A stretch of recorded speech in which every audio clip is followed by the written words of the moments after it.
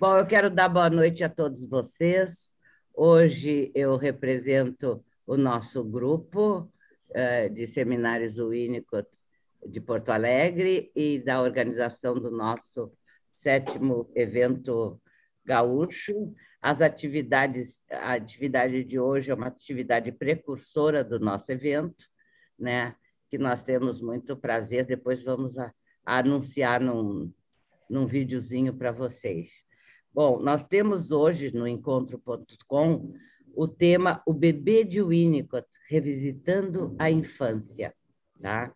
E temos como palestrantes convidados Ineida Aliati e Sérgio Gomes. Tá? Então, vamos começar para que tenhamos tempo de trocar informações entre nós, com os nossos palestrantes e de escutá-los com muita atenção. A primeira pessoa que irá falar hoje para nós, que vai palestrar, é Sérgio Gomes.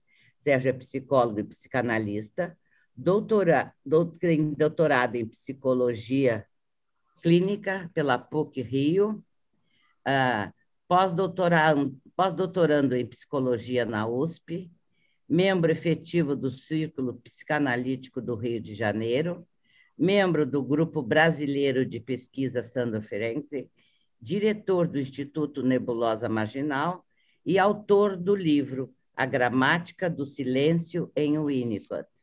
Então, com a palavra, Sérgio Gomes. Bom, desligue os microfones, por favor, para que a gente possa ouvir o Sérgio melhor. Bom, obrigado, Adriana, pela apresentação. Antes de tudo, eu queria agradecer não só pelo convite, a coordenação do evento, pelos contatos que foram feitos pela Fernanda Pitã, mas também a todos vocês que fazem parte dos seminários Winnicott. Particularmente, eu vou esquecer o nome de todo mundo, porque eu não estou com eles aqui na minha tela, não só a Adriana, que acabou de falar aqui, mas ao Cleon Cerezer, a Denise Souza, a Luísa, que está aqui presente, a Márcia Zarte, e todos os outros que eu não estou lembrando de citar nesse momento, mas que fazem parte do seminário Winnicott. Para mim, é uma alegria e honra compartilhar com vocês alguns momentos winnicottianos que vão preceder o Seminário Gaúcho de Winnicott, sobretudo quando a gente está vivendo em tempos tão sombrios de pandemia, de traumas coletivos e de tantas perdas irreparáveis no cenário nacional e também, para não dizer, no cenário internacional, né? Eu já falei isso em algum lugar, que diante do que a gente está vivendo, a gente tem uma tarefa, né? E essa tarefa é grande, não é pequena. A gente tem que fazer alguma coisa para os que ficarem após essa pandemia. A gente vai ter que restaurar o mundo para as futuras gerações, a gente vai tentar transformar esse mundo em um mundo mais humanamente possível, e isso significa não só restaurar a nossa saúde, como também restaurar a saúde do planeta. Restaurar a nossa saúde, eu imagino que vai dizer respeito não só ao nosso bem-estar, como às nossas relações humanas. Restaurar a saúde do planeta, para mim, pelo menos, né, significa não só transformar esse mundo que a gente está vivendo em um mundo habitável, como a gente precisa restaurar nossas relações sociais e políticas que forem deixadas para trás quando essa pandemia acabar. Ou seja, a gente vai precisar restaurar ou reparar a nossa cultura, o nosso pacto social, o nosso processo civilizatório, o nosso cuidado com a natureza, a nossa relação com o trabalho, com o dinheiro, com os bens de consumo. Eu acho que a gente vai ter que transformar o nosso planeta, nosso habitat humano, em algo novo para ser realmente habitável e para os seres humanos que neles habitam. Ou seja, quem melhor do que o Winnicott para a gente poder lembrar aqui e a gente falar sobre o ambiente humano, o lugar em que a gente vive e como é que a gente pode fazer reparação. Bom, eu pensei em falar para vocês um pouco do que eu já venho pesquisando já há algum tempo, e hoje eu vou ter talvez uma oportunidade de conversar diretamente com o Narman, uma vez quando ele me perguntou, contigo, Narman, quando o Narman uma vez me perguntou, dizendo assim, Sérgio, você está estudando as neuroses em Winnicott? Isso não existe. Né? Como é que... Ele não falou bem que existe, ele disse assim, não tem muito isso. E aí eu fui conversando com ele para dizer como é que eu estava pensando, falei muito por alto, ele disse assim, você está pensando em tratar as neuroses em Winnicott sem Édipo, sem sexualidade, sem recalque? Aí eu disse, mais ou menos por aí. Aí ele disse assim, mas como é que você pensa em fazer isso? Eu disse, Narman, me dá 2 anos para eu responder essa tua pergunta. Narman, estou te respondendo 2 anos depois que você me fez essa pergunta. De que forma eu estou pensando em fazer isso? Bom, Freud nunca pôde evidenciar as formas de relação com outro ser humano como os autores das relações objetais. O Freud sempre prezou pelos aspectos metapsicológicos do aparelho mental ou a relação do indivíduo com a pulsão, com a libido, com o seu objeto, como o bom pesquisador do psiquismo que Freud era. No lugar de admitir que o ser humano está programado para a busca de prazer e para evitar o desprazer, para os autores da teoria das relações de objeto, a motivação básica de todo ser humano é a busca de objeto. E na teoria psicanalítica freudiana, o que vai ser enfatizado é a teoria das pulsões, na qual o objeto é contingente, ou, primariamente, um meio de se obter prazer. Nesse sentido, prima-se pela compreensão do desenvolvimento da criança a partir de fases marcadas pela presença da libido. Nela, as formações psicopatológicas vão ser entendidas a partir do conflito edípico, ou entre as pulsões e seus opositores, ou ainda por meio do conflito vivido dentro do aparelho psíquico entre as estruturas mentais. Na teoria das relações de objeto, ou na teoria das relações objetais, o que está em questão são as formas através das quais o bebê e seu entorno vão viver uma relação vincular. Daí eu achei muito oportuno o nome da mesa de hoje, né? O bebê de Winnicott, revisitando a infância. E eu acho que eu vou contribuir um pouquinho, talvez, com o tema da mesa, falando do bebê de Winnicott, mas também revendo o Winnicott sobre os meus óculos ou sobre a minha maneira de ver o Winnicott. Em Winnicott, a teoria das relações objetais ela vai ser caracterizada por 2 aspectos do objeto com o qual o bebê vai manter a relação vincular. A mãe como ambiente e a mãe como objeto, como todos aqui presentes sabem. Ambos os aspectos vão ser imprescindíveis para o desenvolvimento psíquico do bebê. A mãe outro, ou seja, aquela que está aí disponível para emprestar a sua aparelhagem psíquica para o bebê, na sua condição de primeira experiência externa com quem o bebê desenvolverá uma relação, ela vai ser responsável por promover no bebê um aparelho mental, um psiquismo, um mundo interno em oposição ao mundo externo, um self e um inconsciente não verbal. Como muitos de vocês aqui presentes já sabem, eu já adiantei, né? Após analisar a gramática do silêncio em Winnicott na relação mãe-bebê, assim como na relação analista-paciente, eu resolvi empreender uma tarefa de procurar as origens da neurose a partir das contribuições teóricos clínicas de Winnicott. Tarefa um tanto quanto inglória, uma vez que a maioria dos meus colegas sabem ser uma tentativa frustrada, uma vez que o Winnicott não é um autor dos distúrbios psíquicos neuróticos, e sim dos distúrbios psíquicos mais graves, como, por exemplo, a psicose, a personalidade borderline, a esquizoidia, assim como o autismo e a tendência antissocial. Mas, como eu falei na ocasião do último encontro brasileiro de Winnicott, a minha tarefa é tentar recuperar um Winnicott que tem sido deixado um pouco de lado, que é o Winnicott influenciado pelas contribuições teóricas de Melanie Klein no seu pensamento clínico, tanto quanto no seu pensamento teórico.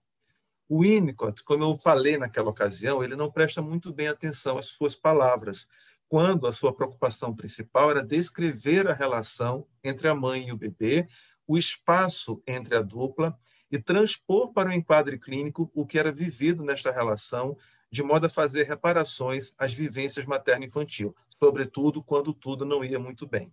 Então, indo direto aos 9 fora, eu gostaria de pensar hoje à noite aqui com vocês a expressão fantasias incestuosas e parricidas vividas na dinâmica edípica, bem como as experiências de amor e ódio vividas durante a terceira idade na experiência subjetiva da criança ou do bebê. Eu gostaria de inscrever ambas as experiências em um período anterior, na dualidade materno-infantil, durante a dependência absoluta, fase essa que o Winnicott inscreveu a maior parte dos distúrbios psíquicos. Ou seja, rever um pouquinho, então, essa criança e esse bebê winnicottiano.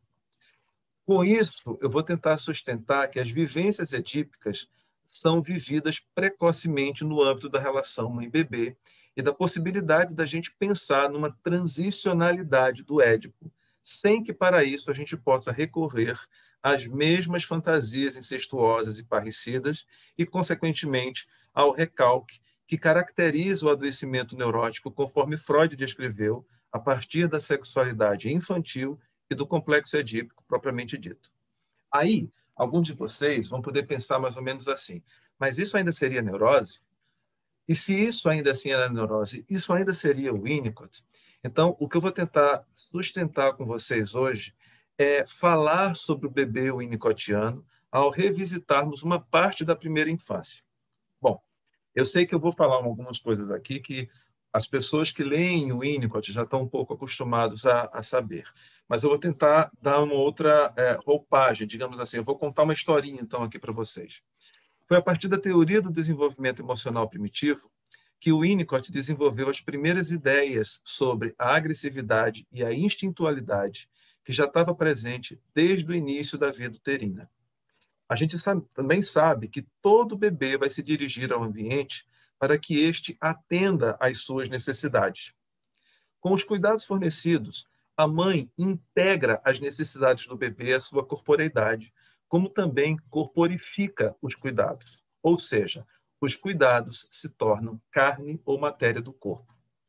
Quando tudo vai bem, na expressão de Winnicott, o bebê pode ter uma boa experiência e alojar a psique no corpo, psique-soma, integrando as necessidades somáticas a partir de vivências de estados excitados e estados tranquilos, ou seja, constituindo aquilo que o Winnicott equivocadamente escreveu da pediatria psicanálise de a imagem corporal. Quer dizer, o Winnicott fala de um esquema corporal, mas eu acho que ele está tentando mostrar para a gente como é que o bebê constitui a sua imagem corporal. Mas, quando surge uma impossibilidade de atender a essas necessidades, isso faz emergir no bebê a sua capacidade instintiva e uma agressividade, ainda sem nenhum componente intencional. Este componente agressivo é sinônimo de atividade e motilidade, sendo oriundo da instintualidade e tem função parcial na medida em que o bebê se organiza em contato com o objeto com o qual se relaciona. Quando o bebê se excita, ele não se conforma enquanto as suas necessidades não forem atendidas.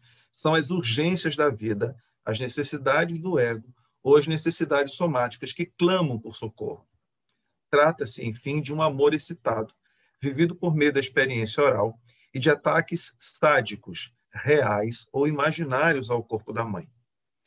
O erotismo oral, então, acumula junto a si componentes agressivos, e na saúde é o amor oral que traz dentro de si a base da maior parte da agressividade oral do bebê, que só será sentida por aquele que estiver na função de mãe-ambiente e mãe-objeto. Apesar de, neste momento, é a mãe-objeto, ou todo aquele que é equivalente a esse lugar de mãe-ambiente ou objeto, quem será alvo dos componentes agressivos do bebê. Quando o bebê vive essa experiência, alguns meses de vida já se passaram, e ele vai se encontrar no âmbito da posição depressiva, ou naquilo que o Winnicott denominou de estágio de preocupação ou concernimento. O concernimento vivifica na experiência subjetiva do bebê a culpa pelos danos causados à pessoa amada durante a fase de excitação e agressividade. Mas o bebê não consegue diferenciar a mãe que cuida da mãe que ele usa. Ele vai precisar cindir a mãe em um objeto bom, que o acolhe, e um objeto mau, do qual faz uso. E vai tentar destruir, por meio do seu amor cruel, esse objeto. Se a mãe-objeto é capaz de sustentar, na medida do possível, os seus ataques sádicos, o bebê consegue viver a culpa por tentar danificar um objeto e se torna capaz de descobrir seu próprio ímpeto de dar, construir e reparar. O bebê, então, vai estar experimentando um conflito dentro do seu mundo interno. A dupla experiência do amor e do ódio em relação ao ambiente humano com o qual aprendeu a conviver e a amar através dos cuidados que lhe são fornecidos. Se a mãe-objeto tolera esses ataques, se a mãe-objeto é capaz de tolerar esses ataques, o bebê vai poder experimentar a culpa, entrar em contato com a sua própria agressividade e promover reparação aos danos causados na mãe-objeto, que também é mãe-ambiente. Essa experiência vai ser denominada pelo Winnicott de círculo benigno.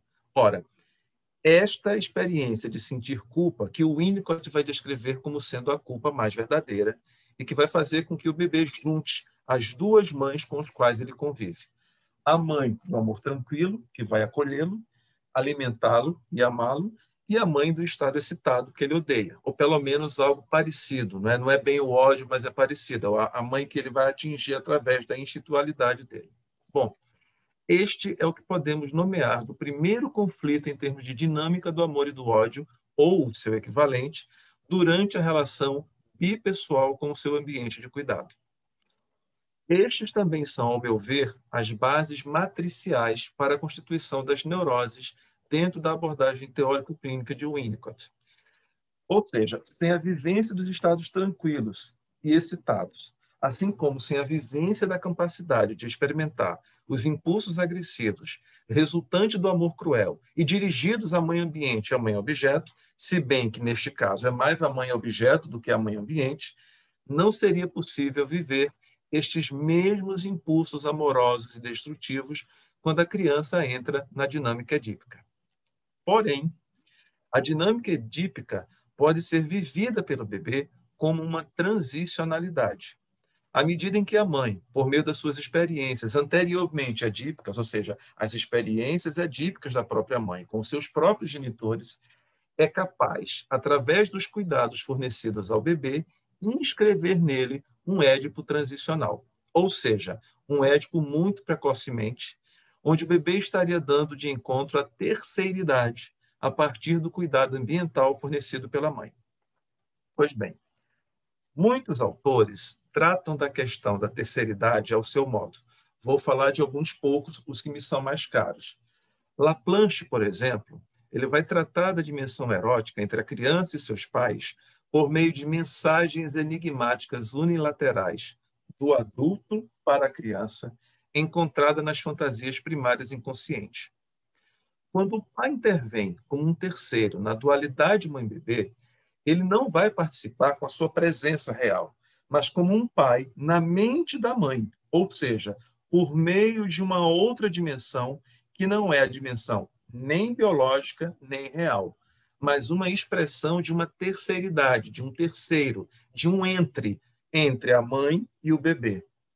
Trata-se, portanto, de uma dimensão da terceiridade da estrutura edípica, na qual o terceiro vai participar abertamente da dualidade mãe-bebê, passível, inclusive, de ser substituído, porque não necessariamente é o pai real ou o pai da realidade. O pai, como terceiro na relação dual mãe-bebê, entraria como um terceiro na forma de uma transicionalidade, tanto um pai quanto uma mãe simbólicos no tempo e no espaço, originários de sucessivas trocas entre o bebê e a mãe, muito antes da aquisição da linguagem e muito antes mesmo do bebê se constituir como uma unidade psíquica. Ao passo que isso vai permitir à criança a apropriação da autoridade parental como uma constituição de sua autoidentidade. Mais uma vez, o terceiro, para a gente ficar bem entendido, ele é criado por meio da experiência, ou seja, algo ou alguém que é criado e co-criado na mente da mãe. E cujo bebê tem a capacidade de absorver. Mas daqui a pouco a realidade. Tem alguém, desculpa te interromper, Sérgio, tem alguém que está com o microfone ligado, por favor, vejam aí para que a gente possa ouvir o Sérgio.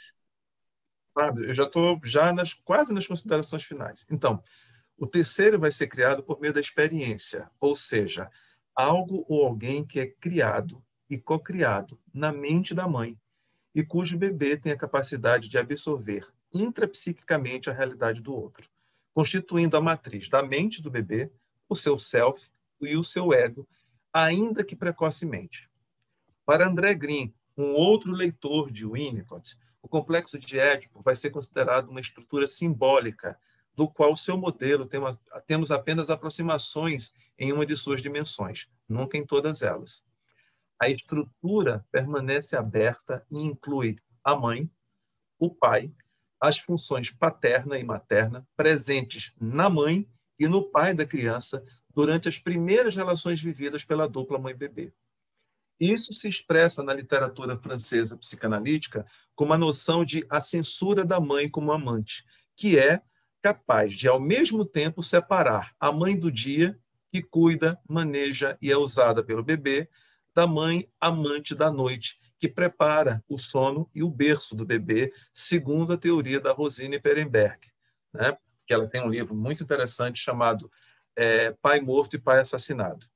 Bom, um dos outros autores que eu queria trazer para essa conversa é o Thomas Ogden. Um Ogden que também é um leitor de Winnicott, né? E para o Ogden, o que está em questão é o reconhecimento do papel da violência nas interações humanas, que necessariamente precisam ser recalcadas e sublimadas. Apesar disso, o pai não está excluído da relação. É por meio da relação dual entre a mãe e o bebê que se funda a matriz do psiquismo e da mente. O pai e a mãe, como funções, passam a ser constituídos como objetos internos dentro do psiquismo do bebê e nas quais estão presentes na situação edípica a subjetividade, a historicidade, o amor objetal, a ambivalência, o luto, a culpa e, sobretudo, a capacidade do bebê de realizar reparação.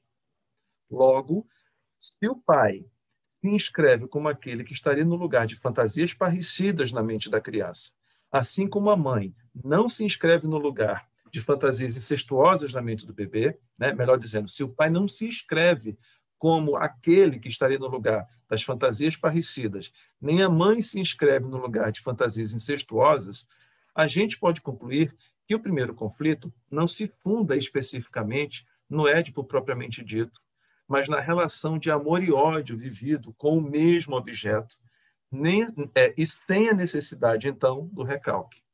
Além disso, ao invés de um pai violento, cruel, castrador, que vai se interferir na relação da mãe com o bebê, por que a gente não pode encontrar, sobretudo nos dias de hoje, um pai mais acolhedor, amoroso e que vai ajudar a criança a conquistar a unidade psíquica e a alteridade? E se a mãe já é aquela com quem o bebê vive uma relação de intimidade, conforme descreveu Winnicott, por que haveria de se inscrever no casal parental a relação da fantasia incestuosa e parricida? Descrito desse modo, o Édipo é muito mais sinal de alteridade e de individualidade do bebê do que uma vivência incestuosa e assassina permeada pela culpa e pelo recalque, conforme descreveu Freud.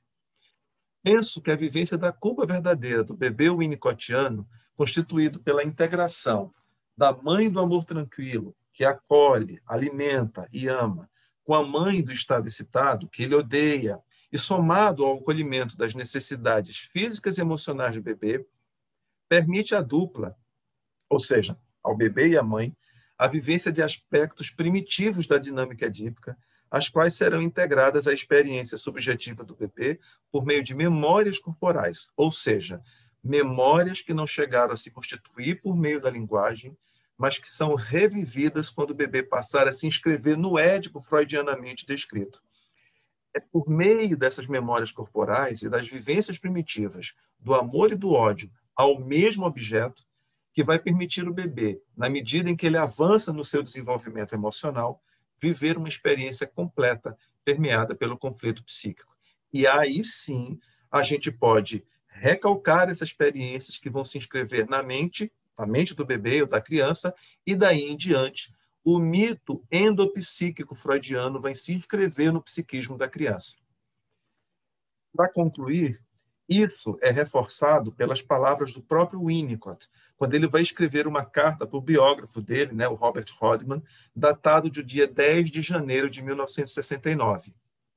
O Winnicott diz assim: a diferença é que o neurótico, se é que existe algo como um indivíduo puramente neurótico, é não apenas capaz de lidar com uma análise em termos de verbalização, mas também que ele ou ela se fia em todas as coisas que estão sendo trabalhadas na análise, em um caso limítrofe, a partir das quais tudo vai ser vivido numa consideração pré-verbal.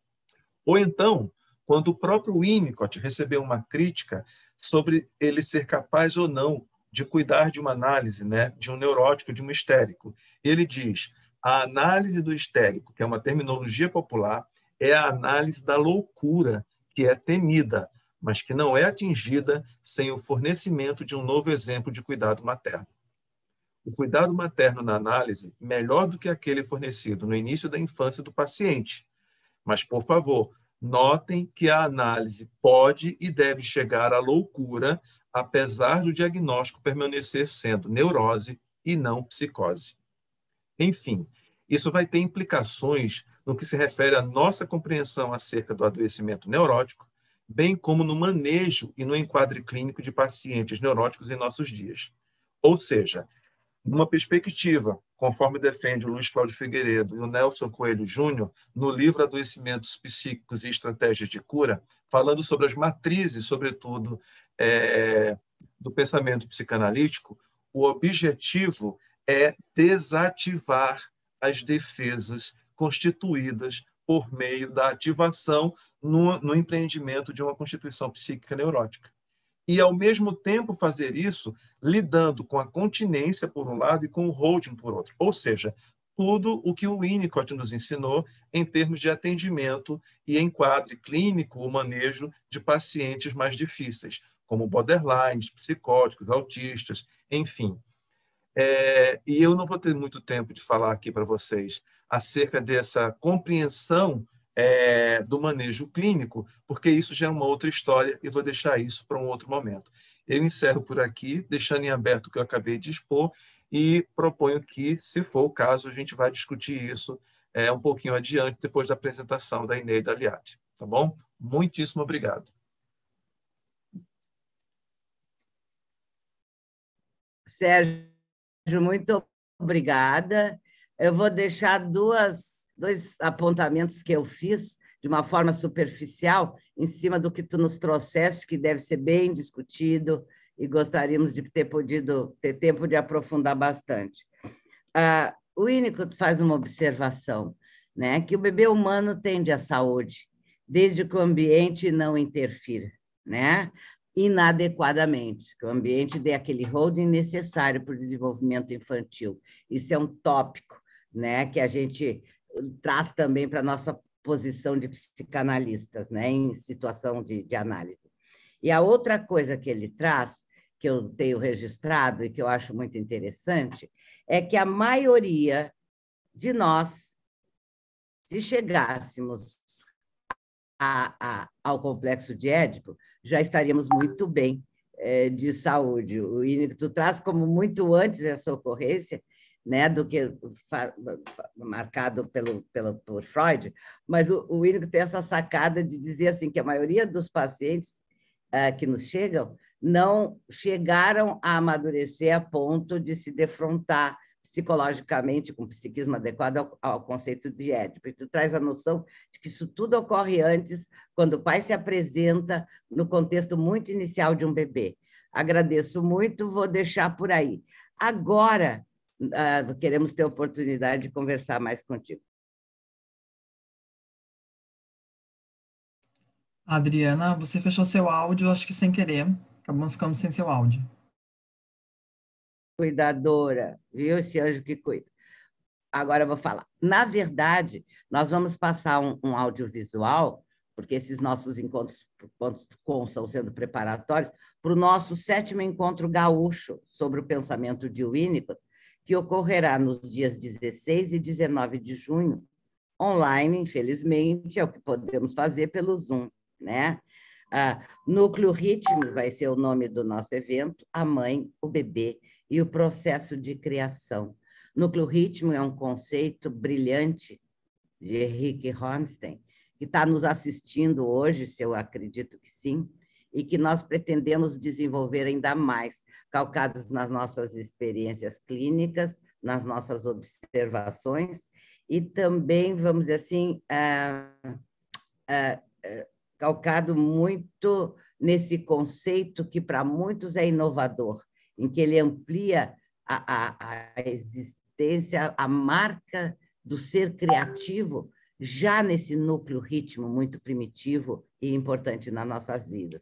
Então, esse vai ser o teor. Se der, pode passar o videozinho, Fernanda, por favor, e depois ouviremos Inês.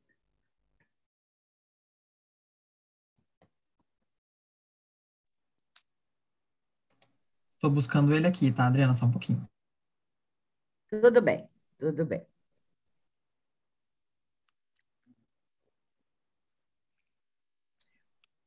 Bom, nós estamos com 149 participantes, nós tínhamos 150 inscritos, então está sendo um momento muito importante para nós. Estamos muito felizes dos colegas que nos apoiam. Adriana, só me dá um ok quando ele já estiver aparecendo, tá? Por favor. Tá bom, ainda não. Doutor Henrique está presente, sim, com a gente. Acabei de encontrá-lo. Eu sei. Apareceu, apareceu.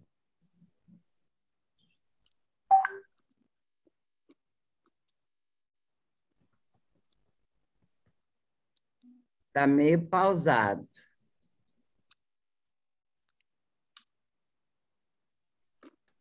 Tá sem som, Fernanda. Isso.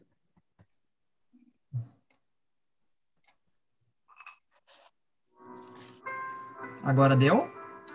Eu toquei no som, deu.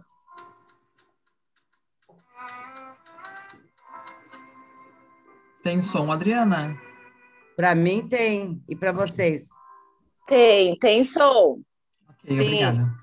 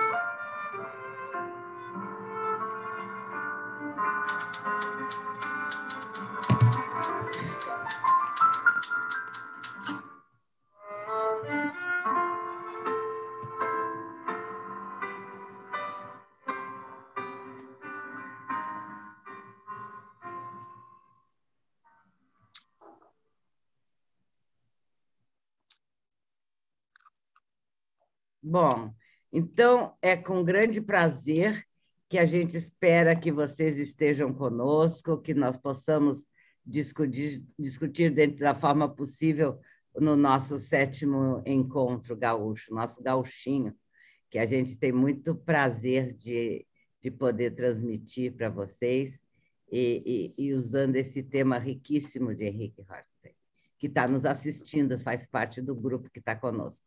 Agora eu vou ter o prazer de apresentar para vocês, a maioria de nós conhece, né, Ineida Aliati. A Ineida é de Porto Alegre, o Sérgio era do Rio.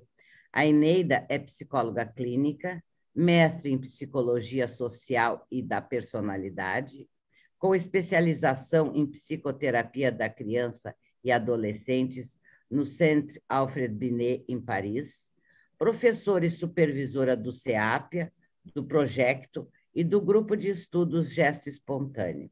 Ineida é psicoterapeuta e grupoterapeuta, consultora e supervisora clínica institucional. Ineida, é um prazer te receber e um prazer vai ser te ouvir. Liga o microfone. Liga o microfone. Agora. Pronto, estão me ouvindo? Sim. Boa noite a todos. Mais uma vez é um prazer estar aqui. Agradeço ao convite a Márcia, a Luísa, a Adriana, a Beatriz, a Jussara, a Fernanda, e assim vai, né? O Cleon, né? por me inserir nesses encontros de Winnicott. E agradeço principalmente o convite e a possibilidade de ter um espaço para conversar sobre as preocupações e as ideias que fervilham minha mente neste momento. Estamos em um momento delicado, meio que recém-nascidos, é como se estivesse descobrindo a gravidade sem entender e sem ter a capacidade de sustentação. Estamos precisando de holding e procuramos em cada momento, e este aqui junto é um deles. É uma tentativa de um ritmo que nos possibilite a criação. Escolhi para trazer hoje uma preocupação, uma observação, uma sensação que percebo na clínica e tenho me dedicado a estudar. E espero que vocês me ajudem a poder pensar sobre isso. Primeiro, assim, quantas coisas mudaram na vida das nossas crianças, né? O Sérgio estava falando dos bebês, da relação com os bebês. Eu já vou falar um pouco mais adiante, depois que já superaram tudo isso que o Sérgio falou, né? Então, muitas coisas mudaram nas crianças antes da pandemia. Nos últimos 50 anos, 80 anos, né, o mundo moderno, as comunicações, as famílias mais distantes, já não mora todo mundo junto, todo mundo um cuida do outro, né? As mães saíram de casa e encontraram necessidade e prazer também fora de casa, né? Então, muita coisa mudou na vida das crianças antes, né? As crianças, elas saem da família para as creches, para as escolinhas, né? Já desde bem cedinho, né? Desde bebezinhos. E se a gente andar pela cidade, pelo menos em Porto Alegre, eu imagino na cidade de vocês também, aumentou consideravelmente o número de escolinhas infantis. Aumentou muito o número de escolinhas infantis. E, claro, de geriatrias também, né? Ainda bem, né? Afinal de contas, né? Estamos envelhecendo. Várias pessoas cuidam de nossas crianças, mas a família continua sendo o centro, o sol. Claro, não sei quando a gente descobrir outras dimensões como é que vai ser, mas, por enquanto, nessa dimensão, não. E, neste momento da pandemia, muito mais mudanças ocorreram na vida das crianças. Não só os medos e as perdas em função da Covid, mas a rotina do dia a dia, que é fundamental para a criança. Esta mudou drasticamente. Claro que agora eles voltaram para a escola, mas eles estavam em casa. Claro, pensando assim, as crianças em casa, seria maravilhoso, né? Mas o tempo inteiro e fechados em casa, não é bem assim. Inicialmente, pensei que as crianças não sofreriam tanto com as situações da pandemia, pois os bebês ficam mais com suas mães, pais, cuidadores, já estão organizados para isso. As crianças pequenas têm seus brinquedos, livros, desenhos, e sempre algum adulto, algum cuidador por perto que brinque, ou irmãos, né? As crianças na latência, elas estão atentas à sua aprendizagem, às suas descobertas, aos seus youtubers, né, que todas estão encantadas por eles. Mas eu pensava que os púberes e adolescentes seriam os que mais sofreriam, pois não podem estar com as turmas, que é fundamental a sua gangue, não pode estar com os amigos, sair, ficar, beijar, agarrar, contar segredo, falar bobagem, nada disso. Mas, à medida que a pandemia foi se estendendo e fui atendendo online, em psicoterapia, percebi que minha ideia estava parcialmente correta, mas não principalmente em relação à latência. Neste momento, penso que provavelmente os latentes apresentarão maior prejuízo com a pandemia. Os adolescentes sofrerão mais, mas o prejuízo será muito maior nos latentes. Vamos ver se eu consigo mostrar isso para vocês que eu ando pensando, né? Não sei se é ou não é, mas é o que eu tendo a achar.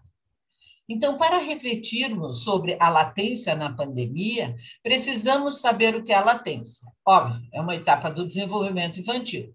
Sabemos que, para a criança atingir essa etapa da latência, ela necessitou tudo aquilo que o Sérgio falou. Ela necessitou de uma mãe ambiente que gestou bem, que foi uma mãe dedicada à comum, uma mãe suficientemente boa, que ajudou a sair da dependência absoluta, do narcisismo primário, da área de ilusão, da simbiose, sair do seio, descobrir o bom e o mal num só.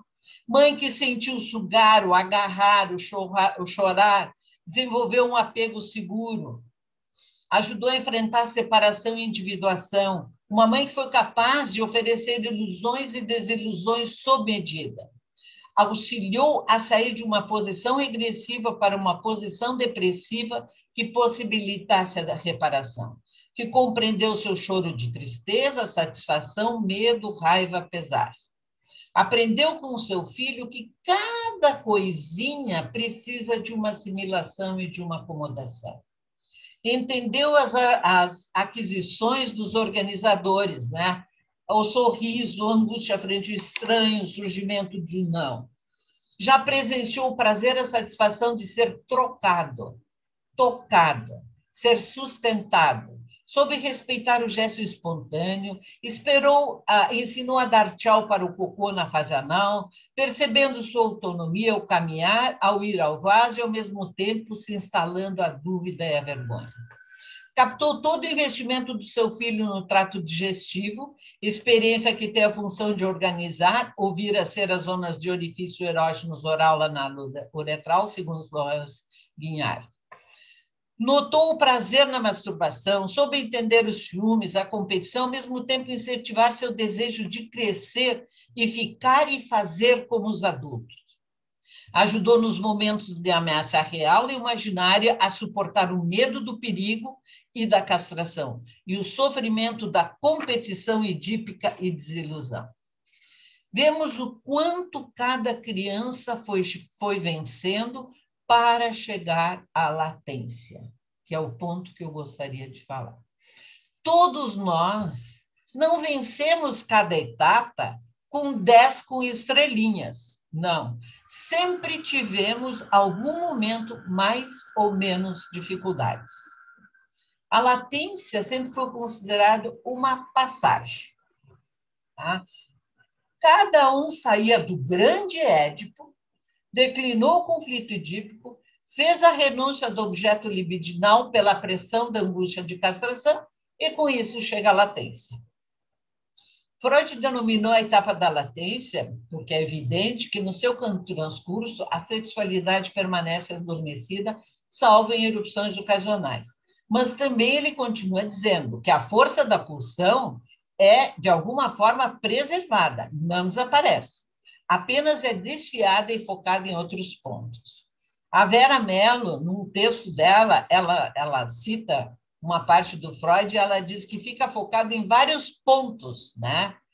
Entre alguns, na construção das forças mentais, a maneira de diques, que serão fundamentais para a construção do homem humano.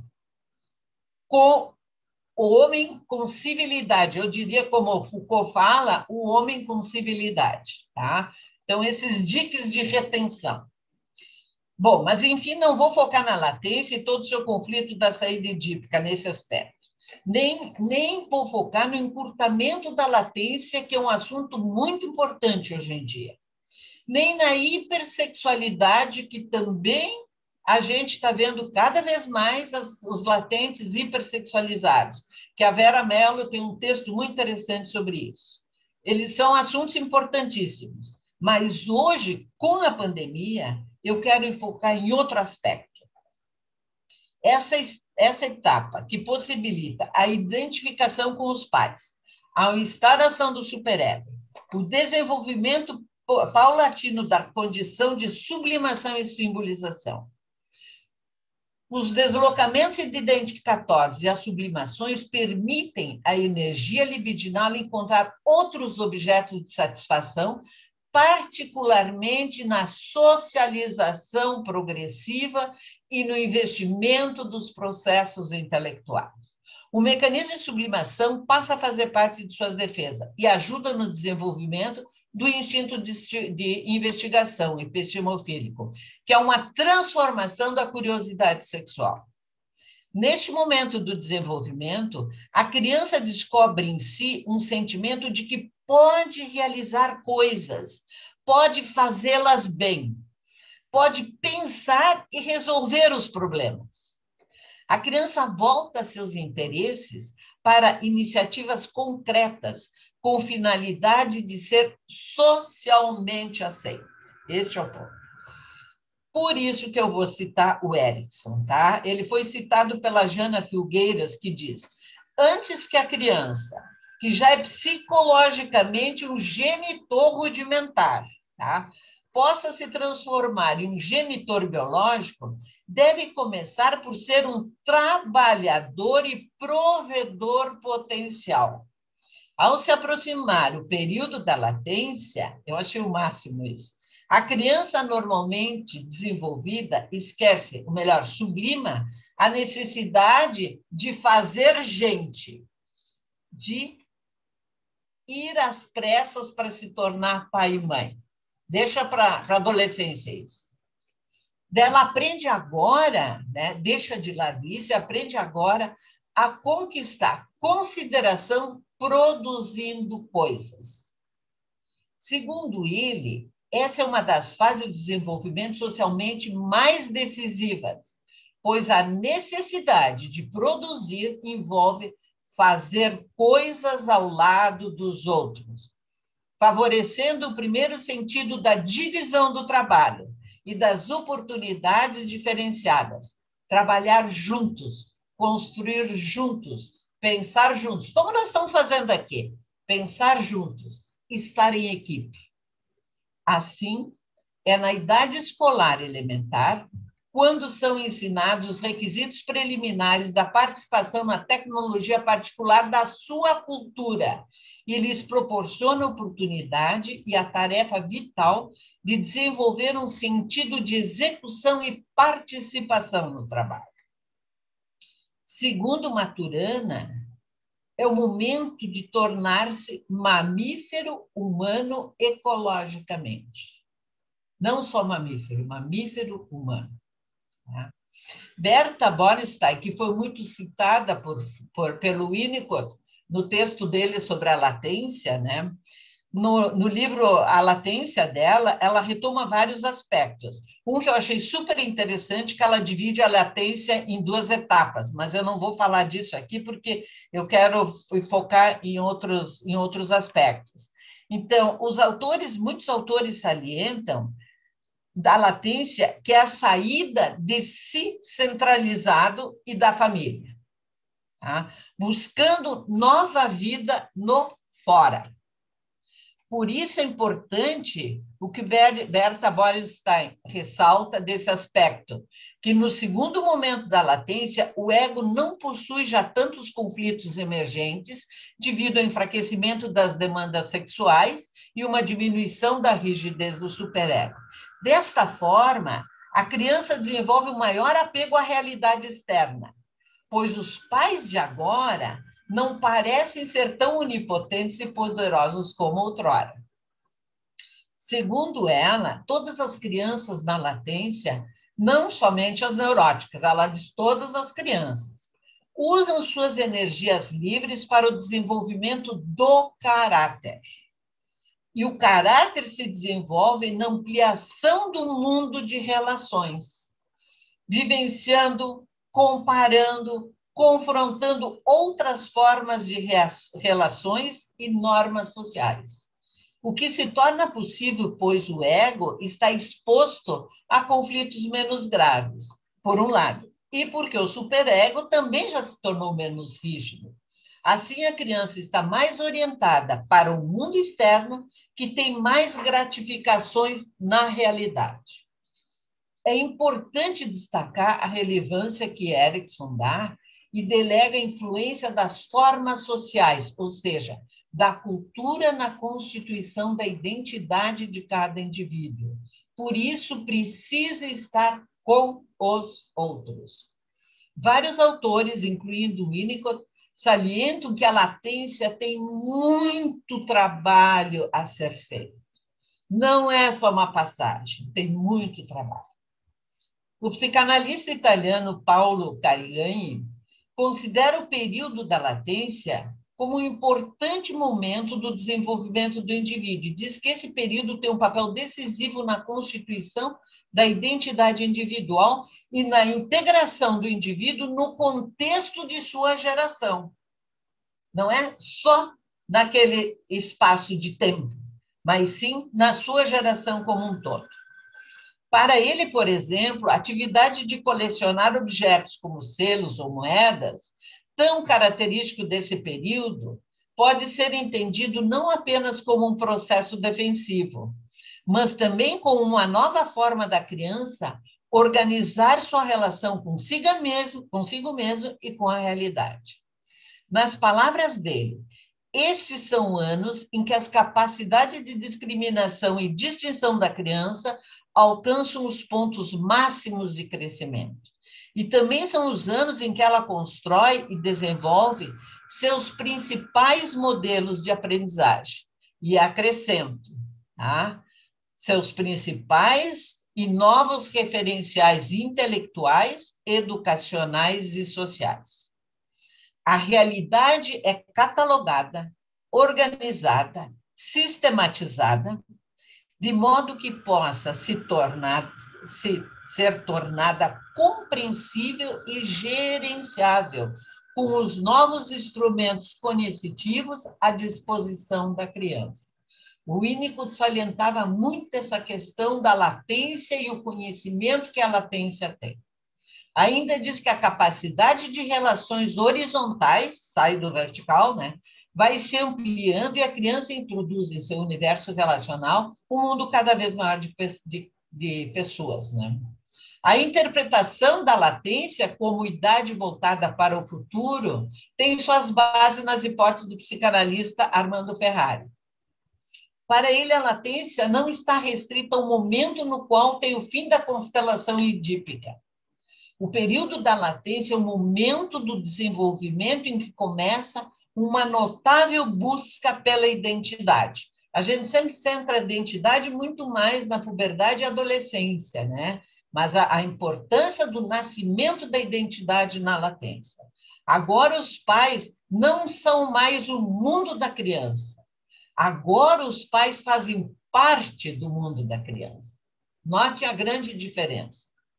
O Ribarri denomina esse movimento de maior interação social da criança de caminho exogâmico, pois há um afastamento dos vínculos com os objetos primários e uma crescente interação e investimento de objetos do meio extrafamiliar. No entanto, ainda as imagens parentais são catequizadas fortemente, o que não caracterizaria uma exogamia de fato. Esta se daria somente após a decatequização das imagens parentais e o encontro com o objeto amoroso, mas na adolescência. Né? E também a busca da sua própria identidade se torna um impulso maior na afirmação de si próprio. Assim, enquanto a relação vertical vai se transformando com as mudanças corpóreas e as novas capacidades de percebê-las e de tolerá-las emocionalmente, a capacidade de relações com seus iguais e com um olhar voltado para o exterior vai se ampliando suas relações fora da família. E a criança se torna capaz de introduzir em seu mundo novas formas de ser e viver de outras famílias. que é quando a criança começa a ir dormir na casa do amiguinho, visitar o fulano, passar o fim de semana, né? Começa a perceber outras formas de organizações familiares. Principalmente percebe o mundo cultural, que a família está inserida e essas outras famílias estão inseridas. Essa necessidade do latente de introduzir um número maior de pessoas em seu universo de relações muda a forma da criança se relacionar com o mundo. Assim, o sentimento de pertencer a um grupo vai substituindo o sentimento de possuir o mundo, aquela onipotência primária. A família que antes preenchia completamente o cenário das fantasias infantis vai progressivamente deixando mais espaço para a relação com os contemporâneos, ou como o Ribari diz, coetâneos. Segundo Carignani, a raiz do sentimento de pertencer a uma geração está intrinsecamente relacionada a essa primeira tentativa do latente de pertencer a um grupo de contemporâneos. No confronto com os membros desse grupo, o latente vai descobrindo os contornos da sua própria identidade. E, principalmente, segundo Sarnoff, o fenômeno grupal conhecido como participação na cultura. E, sem dúvida, prepara para a entrada na adolescência. Por tudo que acabo de trazer para vocês, penso ser as crianças latentes que estão carregando o maior prejuízo neste momento da pandemia. Não o maior sofrimento, penso que este continua com os adolescentes, mas o maior prejuízo. Porque toda essa abertura para o mundo que leva à construção do caráter, da identidade, de pertencer a um grupo, de fazer parte de uma geração em construção, de fazer parte de uma cultura como humano, e se preparar para a eclosão da puberdade e adolescência, não pode ser devidamente completada, pois o afastamento social acaba criando um isolamento no latente. O latente ainda não sabe e não tem experiência corpórea com outros de fora para se manter no virtual. Não sei se tudo isso poderá ser construído virtualmente, isso a gente vai ver, né? Mas não se sabe. Podemos acrescentar que esta saída da centralização da família, com todos os conflitos intrapsíquicos que representa, o latente vai em busca de novos espelhos para se ver refletido e assim construir seu self com consciência individual e social. Para o Winnicott, é a constituição do ser, do self. Para a Maturana, a constituição do mamífero humano. A criança tece seu mundo como domínio de existência. Cria os seus próprios espaços de relações e ações enquanto interage no domínio do humano. Como diria Maturana, novamente, é um requisito necessário ao desenvolvimento de sua habilidade humana de operar como ser social de uma forma baseada na consciência individual e, portanto, para a sua realização afetiva como uma entidade social humana.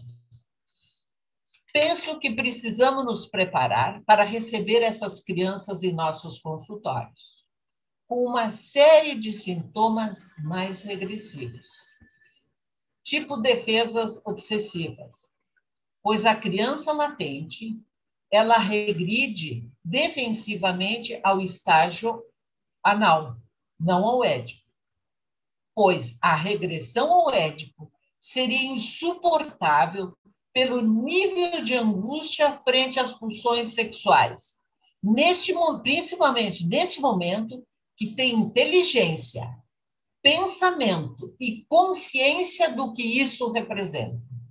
É muita angústia para ela poder viver. Por isso, essa regressão ao anal. Não é por nada que as latentes estão tanto com a dança da bundinha por aí, né? A gente está vendo isso. Então, principalmente as crianças, claro, da segunda etapa da latência. Seguindo o conselho de Winnicott, que ele diz, é necessário que reunamos experiências, que nem nós aqui, sem termos medo de fazer sugestões que pareçam estúpidas, quando examinados pelo grupo. Então, me senti corajosa para poder falar essas coisas. Penso que temos que nos prepararmos, principalmente para a psicoterapia de grupo, pois esta facilitará o processo terapêutico e o retorno ao caminho do desenvolvimento e a vivência da latência com tudo que ela representa. Como nos diz o Winnicott, falando da psicoterapia com latentes, né, que sempre é muito difícil, né? Precisamos solucionar a situação como esta nos chega em cada caso que tratamos. Com crianças inteligentes, precisamos ser capazes de falar a sua inteligência, de alimentar sua inteligência. Às vezes se torna uma complicação estarmos trabalhando com uma criança, com latente, e a criança sentir que algo está acontecendo e ainda assim não ter nenhuma compreensão intelectual do que se trata. Em qualquer caso, seria uma pena desperdiçar a compreensão intelectual da criança, que pode ser uma aliada poderosa. E eu acrescento, aliada no processo psicoterápico e, com isso, na retomada da latência. Obrigada.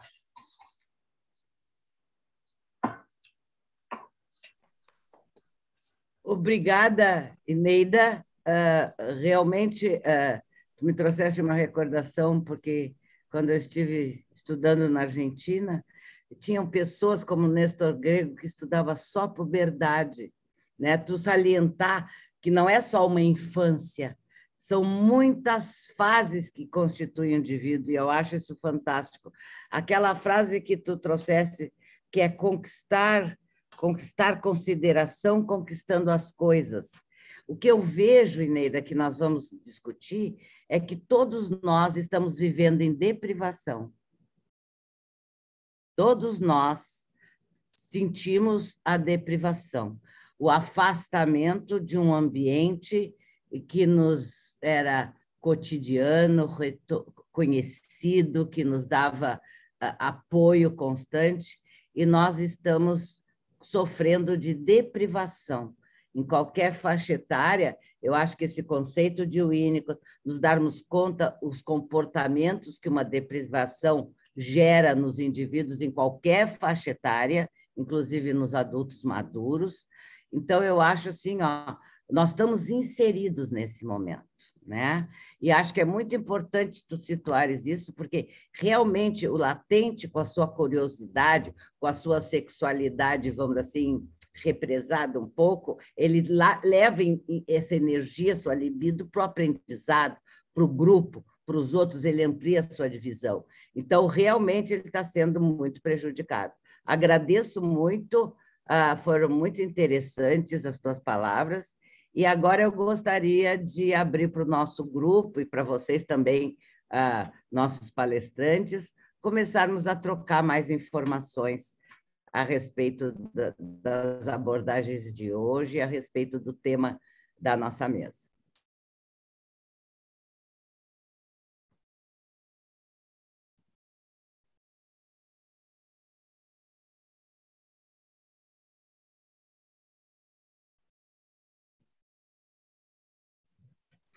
Oi, tá me ouvindo, Adriana? Tô, Ana Luísa, tô. Queridas, que saudade de vocês. Eu estou aqui no frio da serra alimentando minha lareira. Eu queria compartilhar com vocês assim, eu sou médica homeopata há 30 anos e eu fiz psicoterapia de orientação psicanalítica no Ciro Martins e depois eu fiz psiquiatria no Instituto Abuchain. Então, eu vivo aqui na Serra faz 4 anos e vocês têm uma ideia que é uma pandemia de psiquiatria. Eu trabalho sem parar. E como eu sou homeopata e eu amo atender crianças, eu atendo todas as idades, e muitos da fase da latência, e muitas da puberdade que estão super deprimidas. Então, eu sou assim, eu sou apaixonada pela consulta terapêutica do Winnicott. Embora eu não tenha muito tempo de estudar, eu trabalho sem parar, eu trabalho em 5 lugares, Eram 6 antes de eu ter o coronavírus, né, que eu tive variante P1, fiquei 35 dias afastada, 5 no hospital. É claro que eu peguei no hospital porque eu atendo emergências sem parar. Então, assim, eu quero dar essa contribuição para vocês que há 1 ano e meio, mais ou menos, que começou a pandemia, todos os dias eu atendo border, se cortando, tentativa de suicídio, alcoolista, drogado, pessoas agredidas, violência doméstica, feminicídio. Bom, é assim, é uma coisa impressionante a nível de CAPS e de hospital, mas a nível de consultório eu tenho muitas crianças, muitas, muitas, porque como eu tenho a ampliação da minha visão, assim eu posso usar homeopatia, florais, e realmente só as crianças muito graves que eu uso química, sabe? Mas eu tenho crianças graves também. Nesse período da pandemia, eu tive crianças falando em suicídio, na fase da latência, com 9, com 10. Eu tive criança que tentou, com cabo do computador e outras coisas. Então, assim, eu atendo pessoas muito graves, claro, né? Em todas as instâncias, mas também aquelas de consultório. E a criança, desde que ela saiba falar, eu ponho ela sozinha no consultório. Eu não atendo grupos, né? Eu atendo individual. E elas falam tudo. É que basta a gente perguntar. Saber conversar com a criança e perguntar. Eu faço uma consulta terapêutica, a criança sai de lá e quer depois... Ai, mãe, quero falar com a doutora Ana. Não, mas olha, não importa a idade, tipo, de bem pequenininha. Eu consigo acessar eles, porque eu falo uma linguagem que aprendi muito também na homeopatia, na psicanálise, na psiquiatria. Eu não fiz formação infantil, mas é que eu já atendia muita criança, né? Então, eu quero dizer que as crianças realmente passaram por um momento, agora que voltaram à escola, graças a Deus que voltaram à escola, eu trato muitos que têm déficit de atenção, transtornos ansiosos, insônia, várias coisas. E também umas que não tinham nada disso, que começaram a ter. Mas as que tinham, então, nossa, essas agravaram. Teve um prejuízo acadêmico, emocional, psíquico, familiar, físico, porque engordaram, outras não conseguiram mais dormir.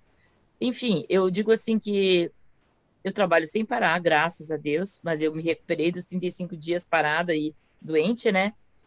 E eu fico muito feliz de atender crianças, porque é como vocês falaram também, todas as idades sofreram suas privações, né?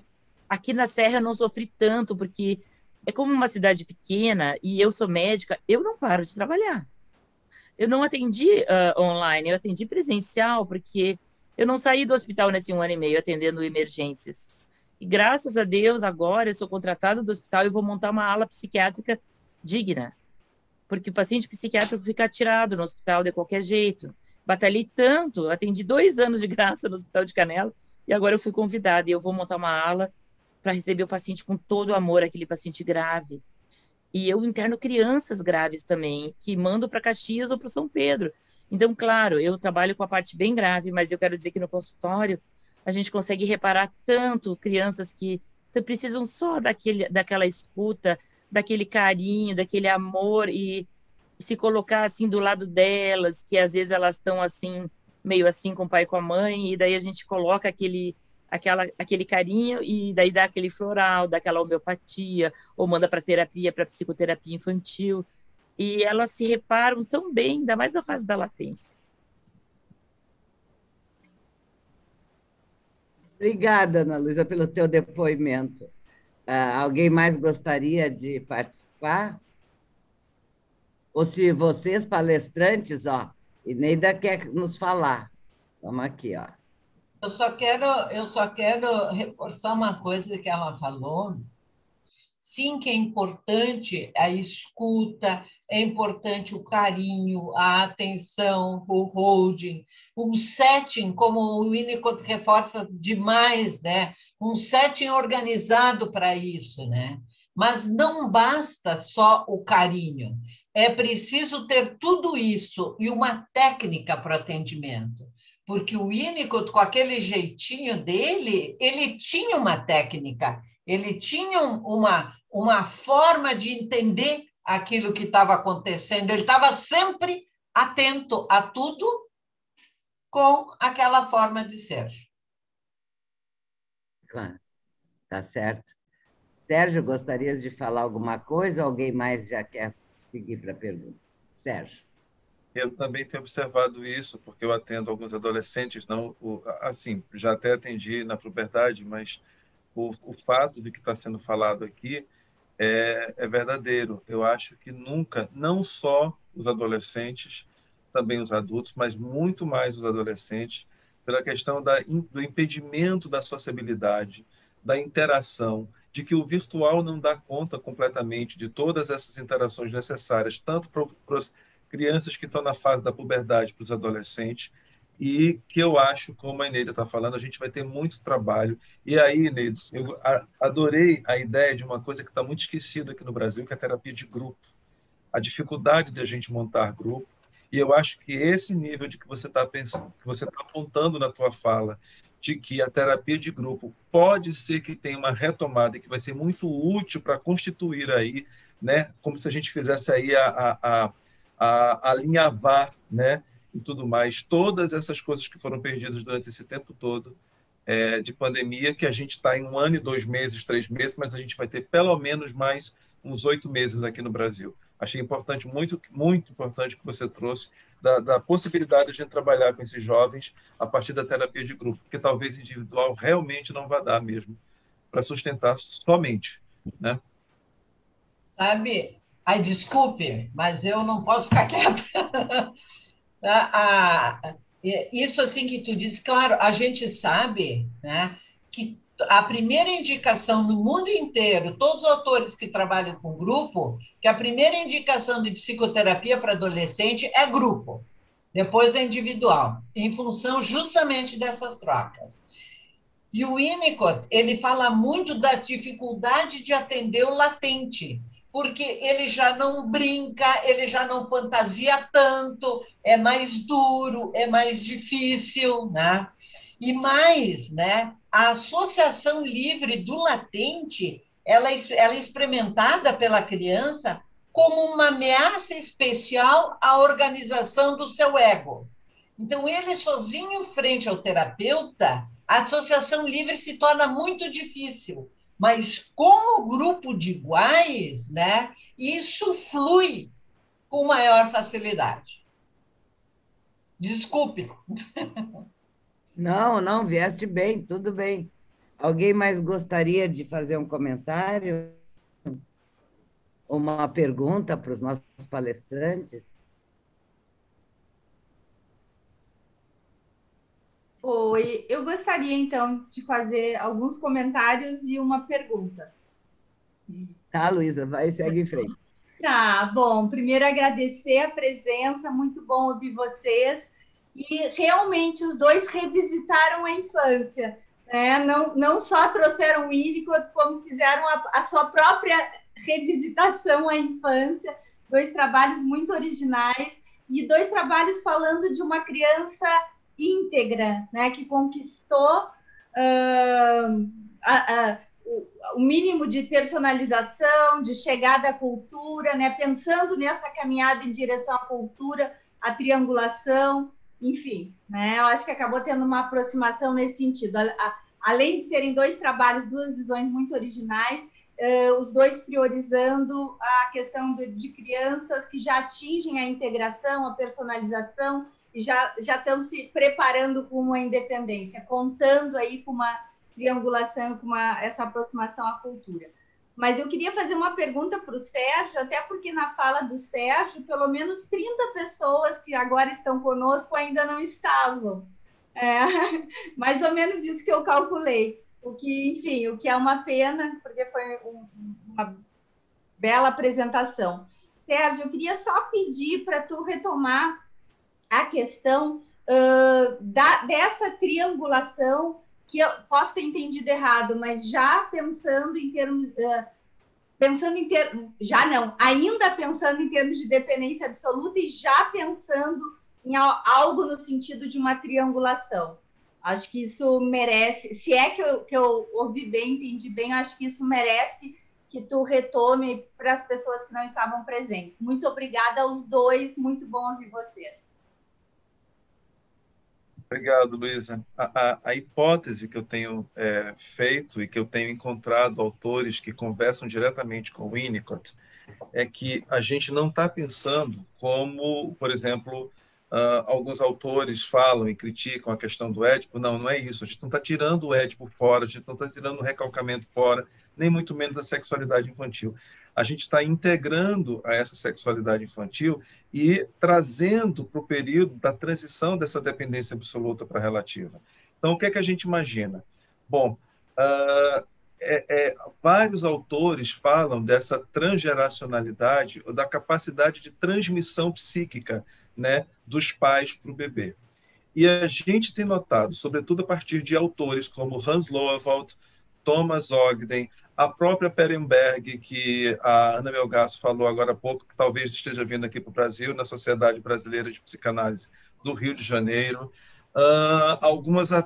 Outros autores que eu estou, inclusive, tomando conhecimento agora, de que essa transmissão psíquica seja possível, de que o pai e a mãe estejam presentes no psiquismo da mãe, e a partir do momento do que o Winnicott fala dos cuidados em atendimentos das necessidades do bebê, essa transmissão psíquica seja feita, que a gente brinca, né, dizendo que pode ser por Bluetooth. Hoje está sendo Wi-Fi, mas ainda é Bluetooth, né? À medida em que a mãe inscreveria, né, essas imagens parentais da mãe no bebê.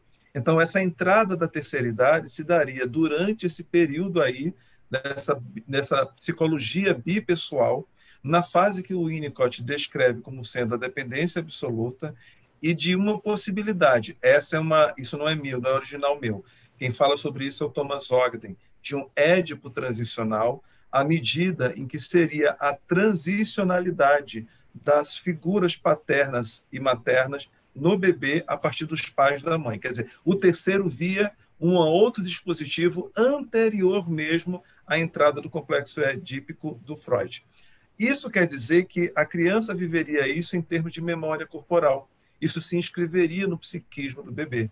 E aí sim, quando ele entrasse na fase edípica, todas essas vivências relativas ao amor e ódio, que foi vivida por meio da mãe ambiente e mãe objeto, seriam reinscritas e praticamente configuradas na dinâmica edípica.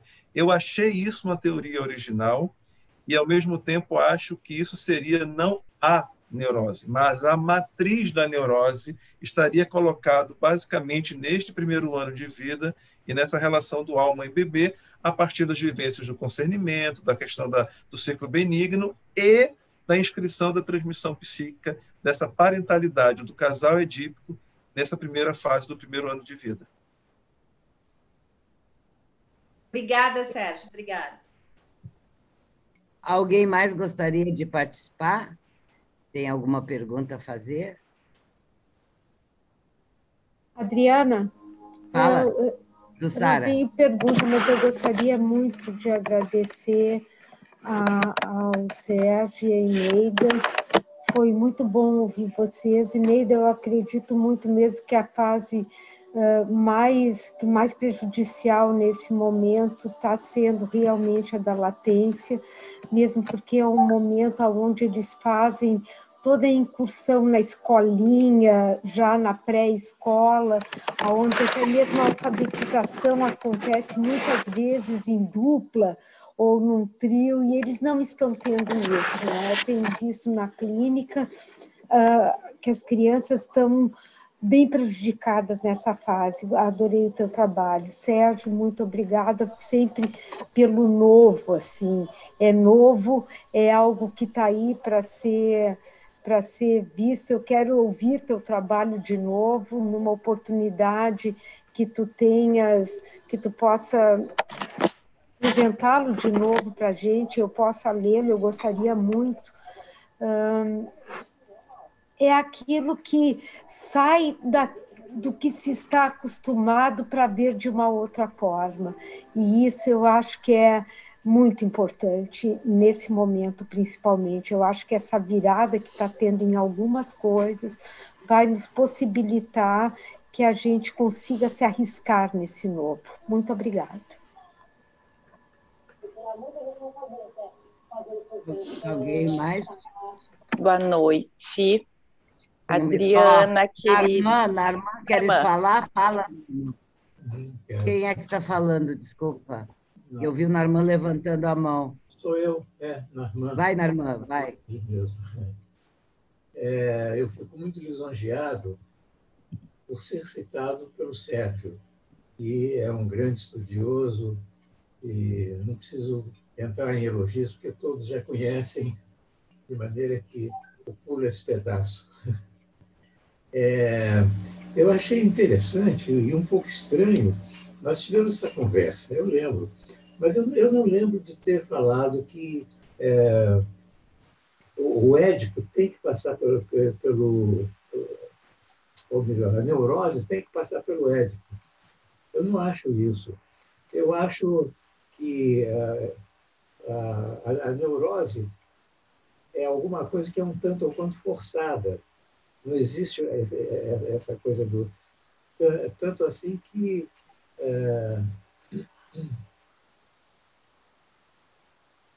Sim, no caso do homem, eu estou tentando lembrar, no caso do homem dos lobos, em que inclusive falado por um grande filósofo aí, que eu esqueci o nome nesse momento, mas mostrando que as 5 ou 6, aqueles 5 ou 6 ou 7 dos lobos, que eu não me lembro exatamente quanto eles não são edípicos, mas sim, cada um tem a sua personalidade própria. Mas o que é importante eu falar, e eu estou demorando para falar isso, né, é o seguinte, como eu falei, eu acho que a neurose, o sujeito neurótico, é uma forçação de barra que vem de um período em que o homem, que é o período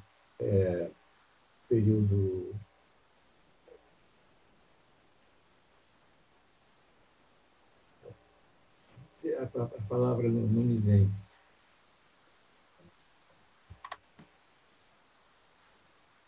Não estou conseguindo encontrar a palavra. Isso tem acontecido aqui e ali, mas é uma pena. Não sei se eu vou poder continuar, mas eu vou tentar.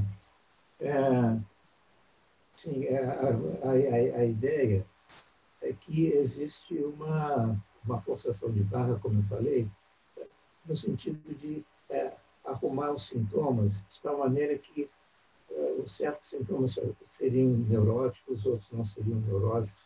Eu acho que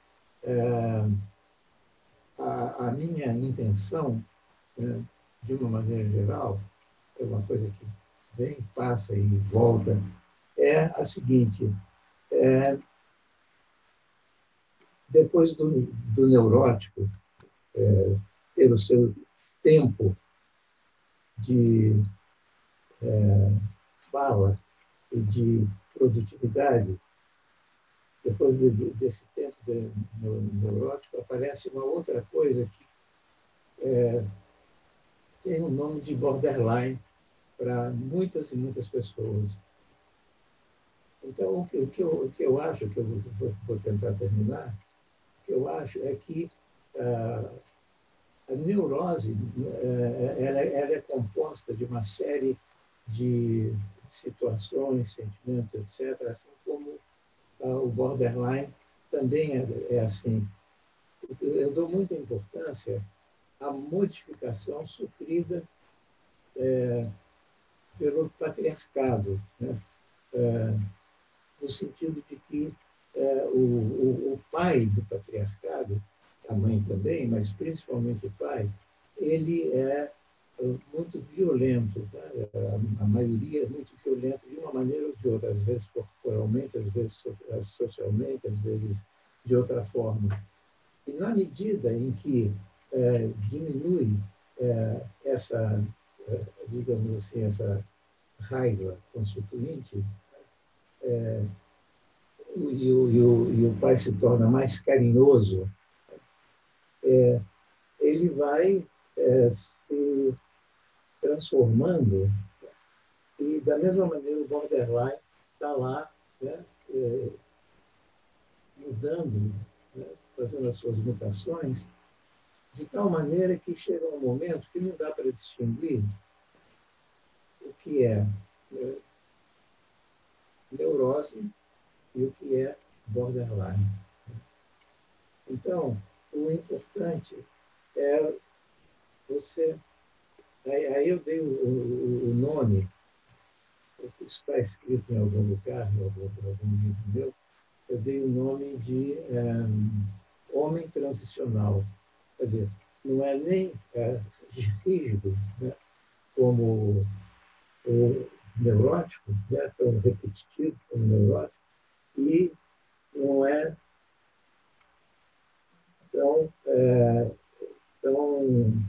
espalhafatoso como são outros, né? Eu acho que há uma mistura aí.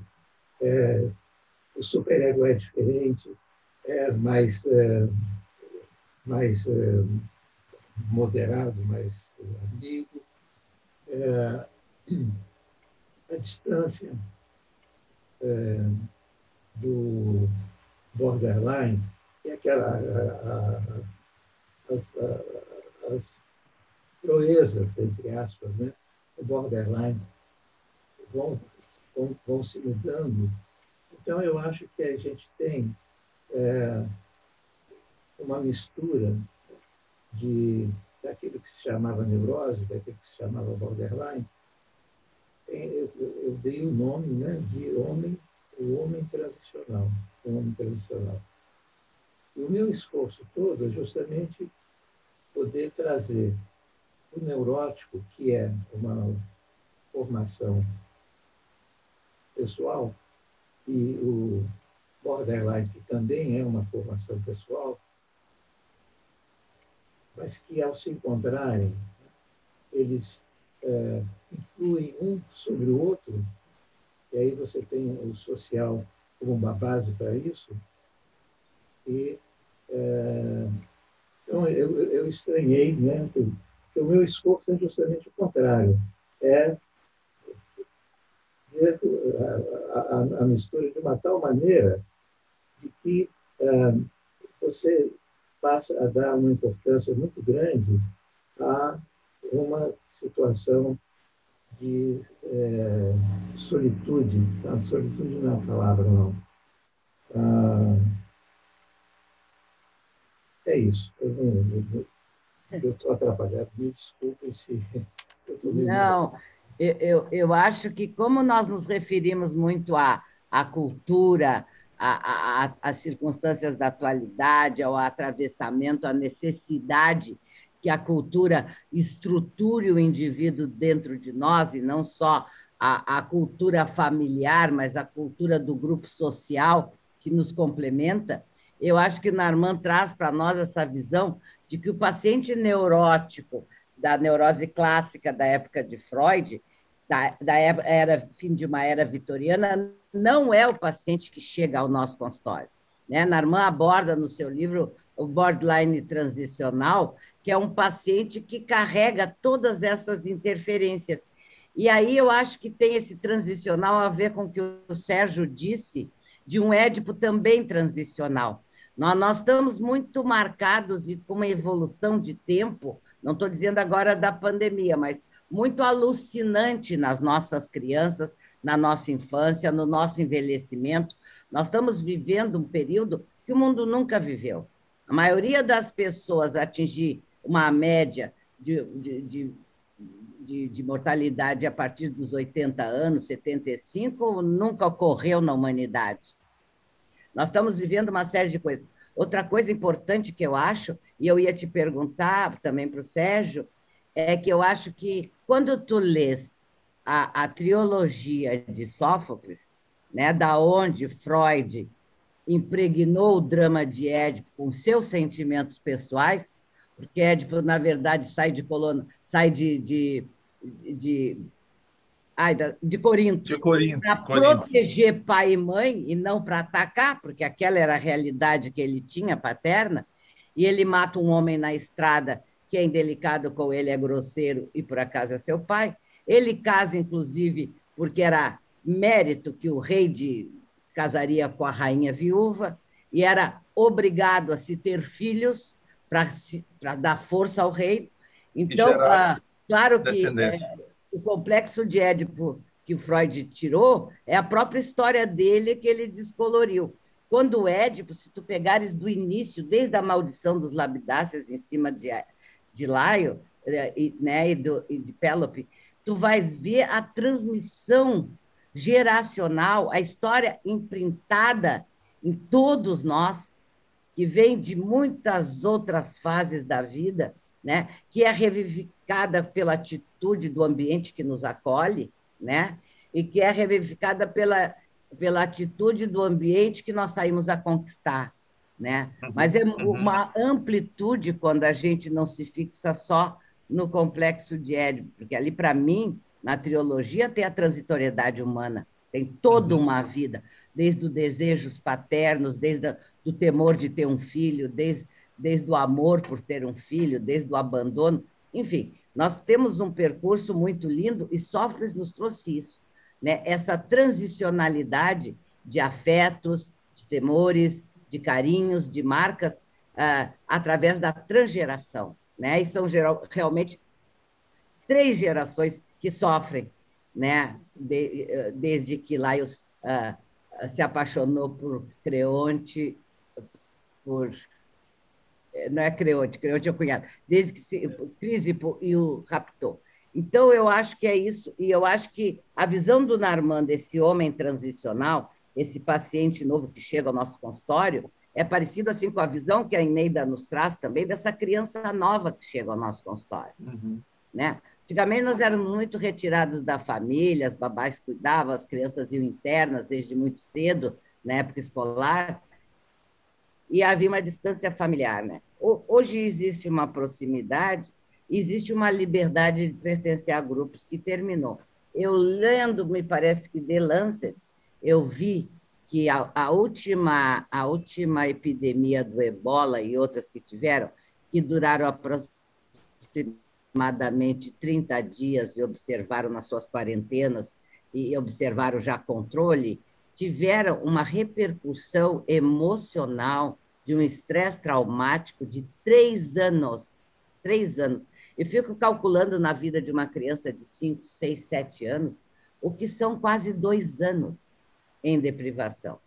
O que são quase 2 anos com pais também em deprivação do seu ambiente, da sua rotina de trabalho, enfim, que tem que ir um super com medo, preocupados, né? Então, eu fico imaginando como nós vamos pagar por isso. Como homem transicional, vai fazer essa transição dura para todos nós, né? Eu acho que não tem faixa etária, eu trabalho com idosos, e não tem faixa etária também mais delicada. 2 anos para uma pessoa de 82, 83 anos é muito tempo. Como para uma criança de 4, 5, 3 anos, é muito tempo, é metade de uma vida. Fala, Inês. Não, era só a Fernanda Real quer falar. Estava listada. Vamos para Oi. Oi, Adriana, tudo bom? Oi, Sérgio, Ineida, que delícia falar com todos vocês, que delícia escutá-los. E eu tinha né, feito uma associação livre e agora, ouvindo a Adriana, Adriana, não tem como eu não citar, né? Tu falou dos idosos e pensando nessa questão do tempo valioso, né? O meu avô dizia assim, a gente contava o tempo em anos, depois em meses, agora a gente conta em minutos o tempo, né? Então, assim, ou seja, o tempo de vida, né? Então, assim, o quanto que a pandemia também, né, trouxe várias questões para essa faixa etária, né? Mas só para trazer essa questão e pensar, né, várias questões, estou aqui pensando com o Sérgio, que eu vou depois procurar, até por causa do tempo, né? Quando ele fala do reconhecimento do papel da violência, né? Eu queria muito seguir debatendo depois contigo, Sérgio, sobre isso, né? O quanto que me tocou, até por eu ter, né? O que a Adriana falou agora, o que o Sérgio falou, por ter um pai muito presente e por ter uma pequena de 2 anos e 6 meses, né? Então, assim, ela tinha já, Sérgio, já. Tu viu ela no colo, né? Eu vi ela então, no assim, colo. Sim, olha ali, sim, tá participando. Então, assim, eu fiquei muito pensativa com essa questão, né, do Zé, e por ter feito observação mãe-bebê, né, do método Sterbic, e me vieram várias questões da contemporaneidade do 0 aos 2, não só do 0 a 1, mas do 0 aos 2. E da Ineida, eu tô aqui borbulhando, porque, né, o quanto fez sentido tu trazer, o quanto que nesse momento as escolas têm muito mais indicado as crianças da latência. Né? Então, eu fiquei pensando muito nisso. E também vou te procurar, porque assim, a gente vai começar com um grupo através da universidade, um grupo com crianças na latência. E uma outra questão que também me veio é que as crianças que eu atendia da latência foi as que mais cansaram, que cansaram primeiro do atendimento online. E isso me chamou muito a atenção, né? Me parece que os outros eles precisavam muito desse sair e desse outro ambiente, né, junto com o terapeuta. Então, queria só trazer essas questões, né, agradecer muito ao seminário, à comissão organizadora, né, por esses encontros. E aí, a abertura ali estava belíssima, né, do evento, que logo, logo a gente já vai se encontrar de novo, tá? Ai, um beijo grande em cada um. Sérgio e Neida, muito bom escutar vocês, né? E agora adorei escutar a Adriana, estava com saudade. Eu vou falar só uma coisinha rápida, antes de passar a palavra para a Eneida, até para responder um pouco do Narman. O que eu estou tentando fazer com esse trabalho é trazer a ideia da relação objetal e do desenvolvimento emocional para entender, por exemplo, as questões da neurose no Freud, por um lado, e, por outro, trazer as questões da sexualidade infantil na etiologia das neuroses no Winnicott. Então, eu estou trabalhando com uma diversidade de autores que trabalham com o conceito de desenvolvimento emocional e da forma mais ampla possível. Um primeiro trabalho foi publicado na Revista da Sociedade de Psicanálise de Porto Alegre, no final do ano passado, que tem o nome Para uma Nova Etiologia das Neuroses. Depois eu posso passar para a Adriana, e a Adriana pode passar para a Fernanda Pitan, para passar para vocês, mas ele está disponível na revista de Porto Alegre, né, da Sociedade Psicanalítica de Porto Alegre, de dezembro do ano passado. Ele sai em dezembro do ano passado. Eu já fiz uma breve apresentação do conceito de histeria no Massoud de Kahn, e deve estar saindo um novo artigo sobre o Winnicott e Kahn acerca do conceito de histeria. E, Adriana, o que você falou foi formidável, porque é justamente o trabalho que eu estou terminando de analisar toda a história do Édipo, né, de Colono, a partir do Laio, da Jocasta, a partir de alguns referenciais filosóficos, como, por exemplo, do Jean-Pierre Vernant, que é um texto conhecidíssimo, né, que ele afirma que o Édipo não sofreu complexo de Édipo, porque se tivesse feito isso, teria que ser feito com Mérope e Pólibo, né, que são os pais biológicos e adotivos de Édipo, e, ao mesmo tempo, tentando trabalhar com esses conceitos que eu fui encontrar no Freud, nas cartas do Freud ao Fliess, aquilo que eu coloquei aqui muito rapidamente no trabalho, de um mito endopsíquico. O Freud fala para o Fliess de que ele diz assim, você acredita que eu estou pensando nisso? Isso é muita loucura da minha cabeça? Então é isso que a Adriana falou, né? Esse mito está na história filogenética e ontogênica de todos nós. Né? Então, rever tudo isso dentro da teoria de Winnicott e revolver o pensamento de Winnicott é o que eu estou propondo fazer. Eu ainda tenho mais uns 4 artigos ou 5 para terminar de escrever, e eu estou prometendo para vocês um livro, As Neuroses em Winnicott, que iria sair em 2022, mas por conta da pandemia vai sair em 2023. Que bom, Sérgio, porque eu tenho bebido a trilogia de Sófocles, porque pacientes meus há 30 anos atrás, adultos maduros, chegaram e diziam, eu me senti maltratado e te procurei, porque eles ficam me interpretando com complexo de Édipo. Isso não tem mais nada a ver comigo. E aí eu me tornei uma estudiosa nesse sentido de avançar porque a psicanálise parava por ali no período genital, né? Não tinha o período pós-genital, que nós somos, eu acho que a maioria de nós aqui que vivemos o período pós-genital a partir dos 45 anos, entrado nos 50 e mais. E a psicanálise tinha parado. Mas é interessantíssima a leitura, né, Sérgio? Aconselho, leiam desde Laios, desde a maldição, e vejam se não é a trajetória transgeracional de um homem, como se inscreve nele todo esse conceito, todos esses problemas, os seus conflitos. É uma obra que nos mostra o paciente antes do nascimento e as interferências que ele já vai sofrer, até o momento de sua morte. E tem mais, em Antígona, nos mostra as consequências que os filhos ainda terão como terceira geração. Exato. É muito lindo isso aí, gente. E aí eu concordo completamente com o Narmand que o homem neurótico de hoje... Alguém não é mais? Eu estou falando muito para quem não entusiasmado. É isso.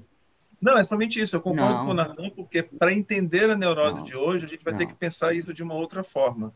Né? Não é mais o neurótico do Freud, não é o neurótico lá do Winnicott, nem do Lacan, é um outro neurótico com outras questões. Então, é isso que vai fazer a mudança do enquadre clínico hoje para esses pacientes. Era só isso que eu queria falar. E é o que o Narmand aborda no livro, né? Que paciente é esse, o homem transicional? Que é o homem que nós recebemos desde pequenos, se criando, se montando até o fim da vida em nossos consultórios. Alguém mais gostaria? Ineida veio. Eu não sei se eu vou fugir um pouquinho, mas assim, à medida que eu comecei a perceber essas questões com os latentes que eu estava atendendo, comecei a me angustiar, né, com essa situação. Daí eu fui ler. Eu fui dar um seminário lá para o grupo Gesto Espontâneo de Passo Fundo sobre a questão do brincar na psicoterapia. E daí eu peguei esse livro aqui do Maturana. Não é do Maturana e Varela, esse aqui é do Maturana e a Gerda Werdenzoller, tá? Amar e Brincar. Daí fui olhar esse livro em função da questão do brincar, né? Fui reler esse livro. E à medida que eu comecei a reler, eu comecei a me dar conta dessa coisa, né? Da relação do outro, da construção. Claro que ele fala da construção do homem inserido no mundo, né? Então, assim, daí que me deu estalo. Opa, vamos ver essa questão da latência. E comecei a estudar mais a latência nesse sentido. Então, assim, o Maturana, nesse livro, ele fala do seminário de ecopsicologia maternal. Ele tem encontro de mães e filhos, né, que ele chama de seminários de ecopsicologia maternal, que é muito interessante, Sérgio, para ti que está estudando isso aí, de como ele traz toda a questão corpórea da relação com a mãe e de como isso vai transcender ao mundo. Sabe? É muito interessante.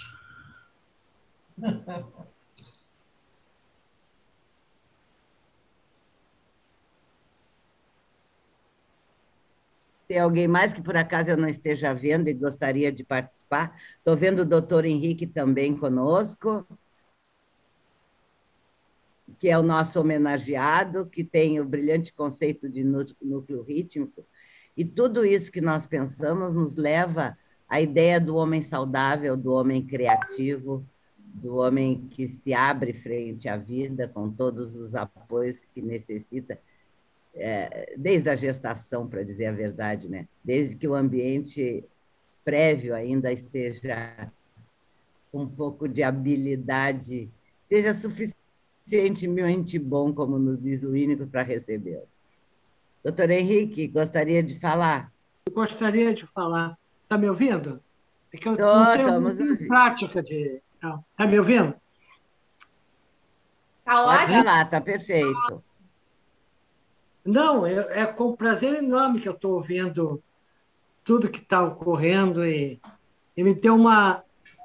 Pensei uma coisa, assim, a partir do que foi dito. Né? Será que essa situação da latência e agora, nessa situação em que as crianças estão privadas de algo que é o próprio exercício, talvez, da espontaneidade, elas estão mais, como que quase que obrigadas a viver numa delimitação anti-espontaneidade. O que isso vai implicar? O que isso vai trazer para a criança? Então, quanto esse não exercitar, eu estou pensando até no próprio núcleo rítmico que cada uma possa trazer, no contato com o outro, com o ambiente, por causa dessa delimitação, se isso não traz perturbações, e se isso não leva, então, a ser apontado: meu filho, minha filha está com problemas por causa dessa crise, dessa pandemia, então eu já tenho que levar para o médico, tenho que levar para o psiquiatra, tenho que dar remédio, quando, na realidade, o que está havendo é o não exercício do contato, da própria movimento espontâneo, criativo, com o ambiente, com as próprias pessoas do ambiente, que também ficam fechadas, que se isolam e que se encarceram nelas mesmas. É a repercussão que isso tem. Eu queria agradecer muito esse contato quase preparatório, assim, a viver. Sempre no Sul eu tive uma vivência espetacular. Em Porto Alegre, sempre por motivos de muita emoção e de muito compartilhamento, sempre algo muito bom. Eu agradeço muito. Ora, nós é que agradecemos, doutor, porque sempre tivemos com você, Henrique, muito carinho, muito intercâmbio, muita troca, e tu sabes que o teu conceito de núcleo rítmico foi algo que sempre foi apaixonante para o nosso grupo aqui do Sul, porque nós perseguimos a possibilidade de sermos criativos e de termos pacientes criativos que tenham, todos têm potencial, desde que o ambiente não atrapalhe, né? Como nós dissemos antes.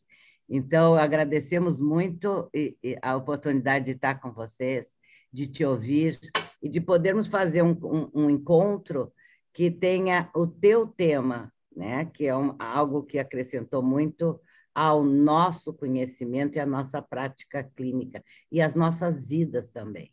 Muito obrigada. Eu agradeço. Eu que agradeço. Quem mais gostaria de conversar? Alguém mais? Porque eu vejo assim que temos um grupo enorme, ainda somos 89 pessoas, estamos passando do horário, isso mostra o interesse que os nossos palestrantes despertaram os nossos colegas. Ficamos muito felizes. Alguém mais gostaria de dizer mais alguma coisa? Bom, eu não estou vendo. Se alguém está vendo, alguém me... Doutor Narman está falando, tem só que abrir o microfone. Tá, fala, Narman.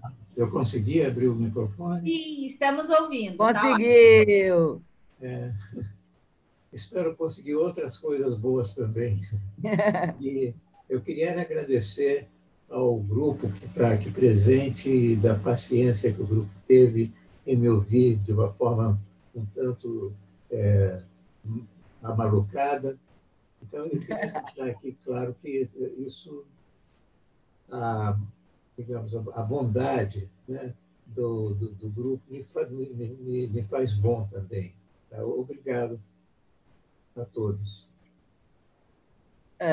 Narman, fala, Luísa. Luísa quer falar. Não, eu só queria, já encerrando, agradecer novamente o Sérgio, a Eneida, pelas contribuições originais e sustentadas na tradição.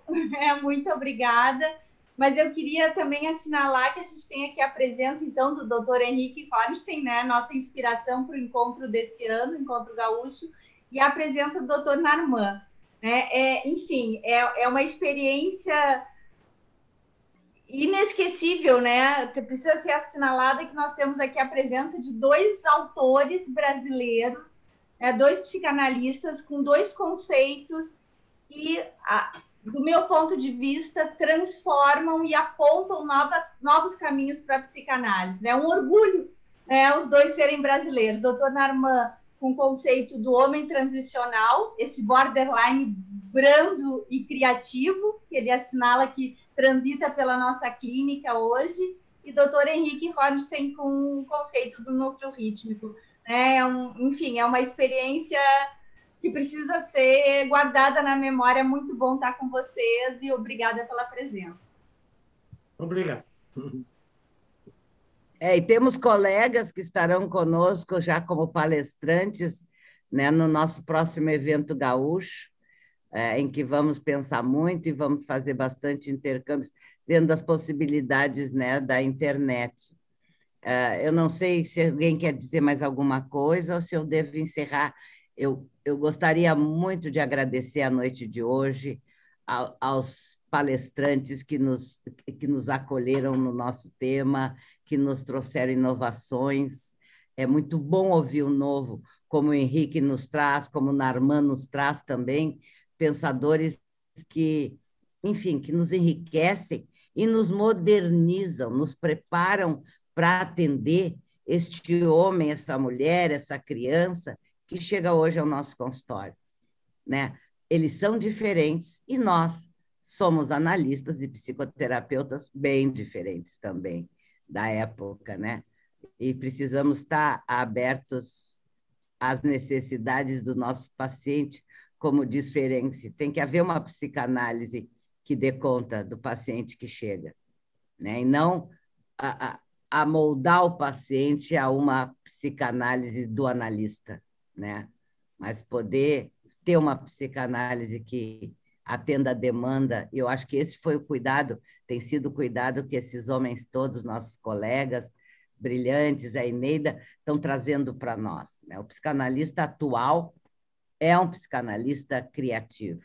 E se a gente consegue responder com núcleo rítmico ao paciente que nos chega, se a cada movimento continente ele nos encontrar de volta, isso pode ser até só presença, como diz o Ine, não precisa nem ser interpretação, é só o olhar, é a constância, é a manutenção da esperança, né? Todas as coisas que a gente aprendeu ao longo da profissão e ao longo dos nossos estudos intermináveis. Eu estou agradecida, nosso grupo está muito agradecido, essa noitada maravilhosa, a presença de todos os amigos, e é com muito orgulho que eu coordenei essa mesa tão inovadora, com presenças tão ilustres dos nossos queridos colegas, nossos participantes amados, né? Porque não adianta a gente ter uma boa ideia se não tiver quem acredite nela, né? E vocês acreditam em nós, e nós do Seminários Winnicott agradecemos muito esse contato e esse apoio. E é sempre bom vir aqui. Alguém mais quer dizer alguma coisa? Uma coisinha rápida, Adriana, é sempre bom estar aqui na presença de todos os amigos, né, que eu estou vendo aqui pelo mosaico, né? Uma honra, por exemplo, estar aqui com o Narman e o Henrique, né? Vocês que foram sempre muito calorosos no frio que está fazendo falta. Eu estou com saudade do frio de Porto Alegre, queria estar aí com vocês presencialmente, mas vamos ter que deixar isso muito provavelmente para o próximo ano. Agradecer a todos vocês do Seminários Winnicott, a você, a Luísa, a Márcia, a Jussara, que está aqui, e aos colegas que a gente não se vê há mais de um ano, desde o último encontro brasileiro de Winnicott, que a gente vai deixar isso para o próximo ano, presencialmente, mas que a gente vai se ver no Brasileiro esse ano, lá em Manaus, ainda assim, pela via virtual. Só quero agradecer a possibilidade de apresentar esse trabalho, que eu ainda espero que vai trazer ainda alguns outros artigos, e aí eu apresento para vocês o resultado dessa pesquisa sobre forma de livro e alguns artigos. Muito obrigado pela oportunidade. Foi um prazer. Eneida, quer se despedir? Sim. Eu também quero agradecer essa oportunidade, principalmente pelo fato de poder trazer algo que estava me incomodando no meu trabalho e que eu precisava pensar e encontrar alguma saída. Deve ter várias, né? Mas encontrar alguma saída. E encontrar vocês que possam escutar e dizer, não, tu não está loqueando, não, sabe? Isso é algo assim que realmente me tranquiliza. Muito obrigada por poderem me escutar e gostaria de receber as sugestões de todo mundo em relação a esse pensamento. Muito obrigada, gente. Encerrando por onde tudo começou, encerrando Freud tinha o hábito de dizer: hoje eu não estou ansioso, não devo estar bem. Esse desassossego que nos acompanha, né, é um desassossego vitalizado e criativo, né? Que bom que a gente ainda não tenha sossego, né? Que a gente ainda aguente a angústia do não saber, da dúvida, do buscar coisas, que a gente aposte no que a gente pensa, porque sabem que o novo, muitas vezes, é mal recebido, mas não faz mal. Não estou me comparando nem vocês, calma. Mas se os gênios da humanidade não avançassem e dissessem o novo, nós estávamos muito mal nessa vida, né? Então, é o exemplo deles, é o exemplo que qualquer ser humano pode ser. Brincar e criar é uma meta do início da vida até o final dos nossos dias, né? Que estejamos vivos na hora da nossa morte e bastante desassossegados, né? Para estar criando enquanto der. Foi um prazer muito grande. Obrigada a vocês, nossos queridos colegas participantes.